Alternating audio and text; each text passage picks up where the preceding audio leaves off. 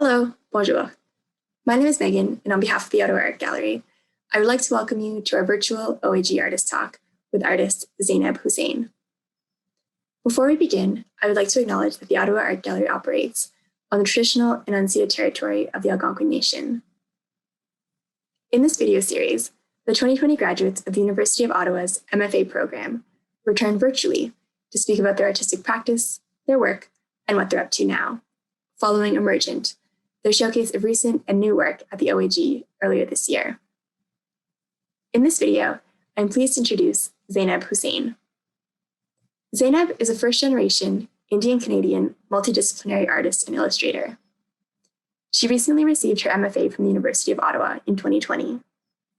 Her works have been exhibited in Canada and the United States, most notably at the Ottawa Art Gallery, the Villa Terrace Decorative Arts Museum in Milwaukee, and Shirin Gallery in New York City.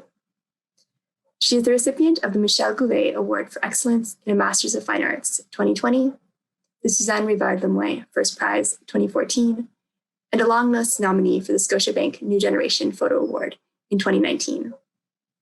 Hussain currently lives and works in Ottawa. Thank you so much for tuning in, and without further ado, I would like to hand the screen over to Zainab. Hi, my name is Zainab Hussain, and I'm one of the artists who recently graduated from the U Ottawa MFA and had their grad show at the Ottawa Art Gallery.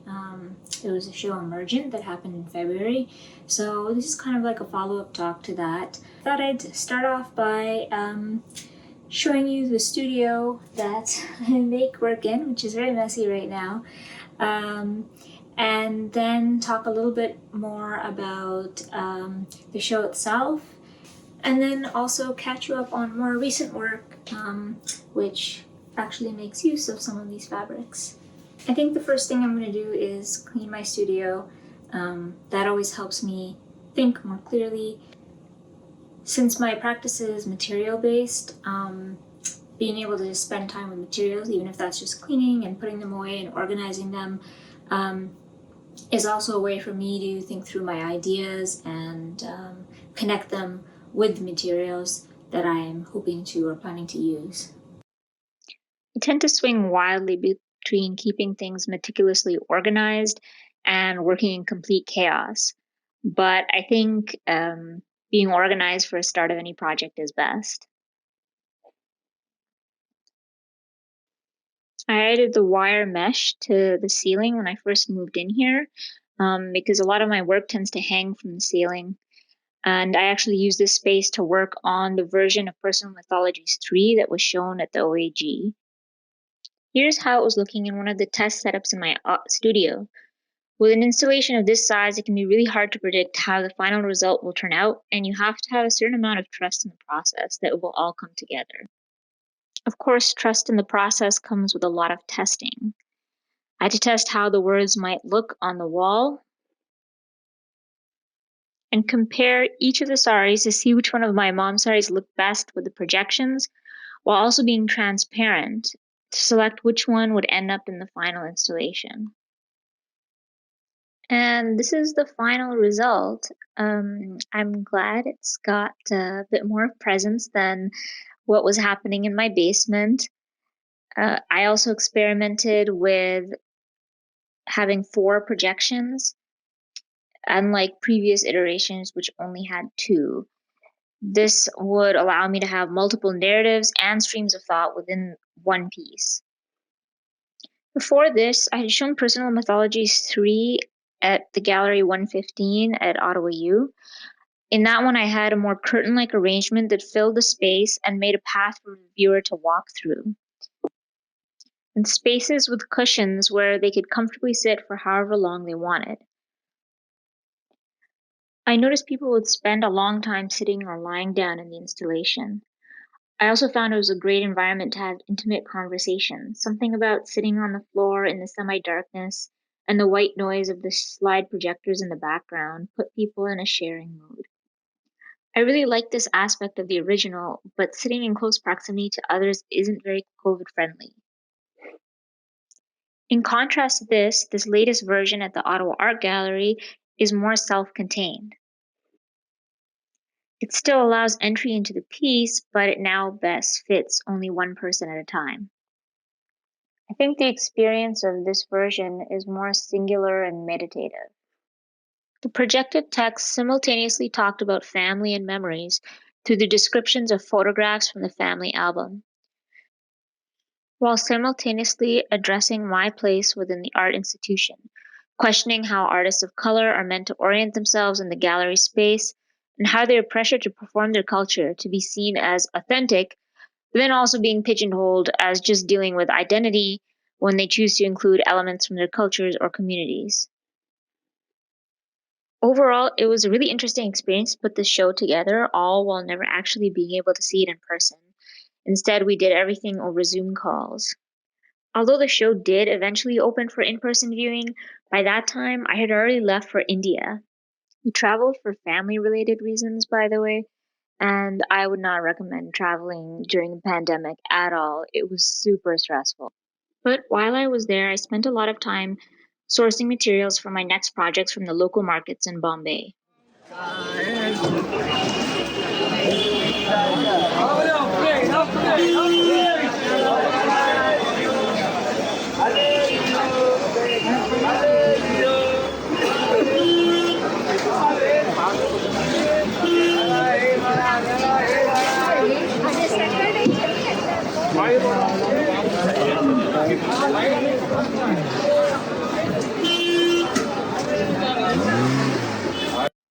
Spent the most time at Mangaldas Market, which is a huge indoor textile market. And these are some of the shops I ended up purchasing from.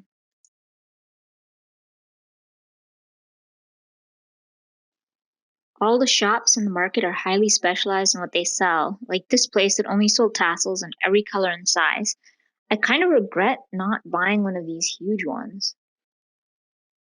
I also bought some saris while I was there. They can often be better value than the raw fabric, since they're all 6 to 8 meters long, but sometimes buying one sari is quite a bit cheaper than buying 6 meters of plain fabric. Although I had general ideas of future projects, I never really have specific plans when finding materials, since I often find that it's better to gather lots of things I like with just an idea of their possible uses and then use them as and when I need, mostly letting them inform the direction I take with my project. Overall, it was an amazing experience, and I'm very lucky that I got to do this at all. I could have spent a lot more time in the markets, but it was a bit of a rush to beat the impending lockdowns due to the worsening COVID situation in India, while also trying to stay safe. Think double masking in 35-degree weather. Once we entered lockdown in Bombay, I decided to use the last month of our stay to make some new work with some of the materials I had collected. I'm sure many people have been facing something similar, but trying to make art by myself at home in the last year has felt a lot like this. So it might not be surprising that this is one of the only things I made between graduating in May of 2020 and my show in February 2021. Despite a single pillow being rather underwhelming as far as artistic output goes, I did enjoy the way the embroidery turned out here. It felt like a natural continuation of previous work done during the MFA, like these pieces from the 2019 Personal Mythologies 2 series, or this piece from Your Performance Has Not Been Satisfactory, also 2019. Based on my pillow experiment, I knew I wanted to work with text and embroidery again, so I started with that. I keep an ongoing note on my phone of phrases that come to mind from everyday experiences, things I'm reading, watching, or that come up in conversations. I spent some time going through my notes app while also sifting through all the materials I had acquired. This is a really intuitive process where I just have to feel things out and trust my own sense of what phrases go with what materials. I noticed while I was in India that there are a staggering number of fancy dress and formal wear stores, a lot more than the casual wear. I kept thinking, who is buying this many outfits? And also, how are these stores surviving during the pandemic when all the events are canceled? It made me think about how Indians have such a strong culture of celebration with festivals, weddings, and other events that often have thousands in attendance. This plays into themes that I've been working with before: togetherness, sharing space, and common experiences. I know I myself haven't bought or even thought about having any outfits made during the pandemic. So, since these fabrics weren't being used for their intended purpose, I wanted to instead use them to make a piece of art. This is the beginnings of a piece called Our Stories Cannot Be Unlistened To, which just recently sold at the Ottawa Art Gallery's Give to Get auction. The experience of making this piece was very rewarding. I got sewing advice from my mother-in-law. Here she is showing me how to do a stitch, and also traditional but practical ways of transferring designs from sketches to the fabric. Here we're using a method that involves kerosene and fabric whitener to transfer the text onto my fabric. It was a real learning experience and a way to connect with some of the skills I even talked about missing out on in previous artworks. I added beaded edging to the piece because one, it's all about the sparkle, of course, and two, I like the natural flowing lines and breaks it created. As you can see, I went through several iterations before settling on the final look. They reminded me of rivers or topographical lines on a map. And I like how they broke up the letters, which I had already spaced out to bring more attention to their aesthetic quality.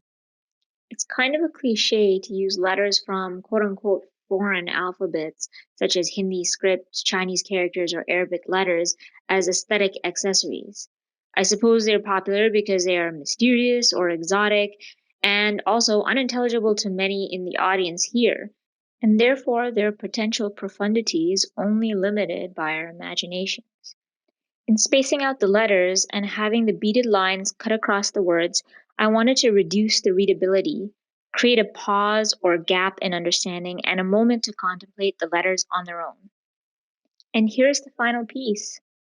The phrase, "Our stories cannot be unlistened to," which is also the title of the piece, refers to the power of empathetic listening and sharing stories. The idea is that once you've learned about someone, you cannot go back to the state you were in before you heard it. You can't simply choose ignorance once the truth has been spoken. Okay, one last push to get this all cleaned up. And by the way, thanks for letting me use this as motivation to actually clean my studio. Also, isn't it so satisfying to see like hours of work get done in a few seconds? And can't forget to vacuum. All right. Thank you so much for listening. My studio is clean now and ready for more projects. I have a few ideas of what I want to do next involving all of these materials, but as always, even I don't know what it's going to be until I get there. Thank you so much.